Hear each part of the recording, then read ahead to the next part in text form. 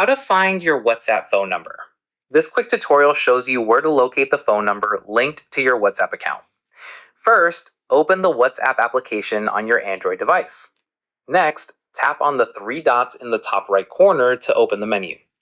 Following that, tap on Settings from the drop down options. Now, you'll be taken to the WhatsApp settings page where you can see your profile picture and name. Moving forward, your phone number will be displayed directly below your name at the top of the settings page. Afterwards, this is the number currently linked to your WhatsApp account. In addition to that, if you want to see more details, tap on your profile picture or name at the top. Once there, you'll see your full profile information, including your phone number, about section, and profile photo. Subsequently, you can also tap on the phone number field to copy it if you need to share it. Moreover, if you want to change your WhatsApp number, go back to Settings and tap on Account. Afterwards, tap on Change Number to transfer your account to a new phone number. Then follow the on-screen instructions to verify your new number and migrate your account.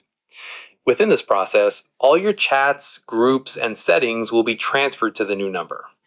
Alternatively, you can also find your number by checking your device's phone settings or SIM card information.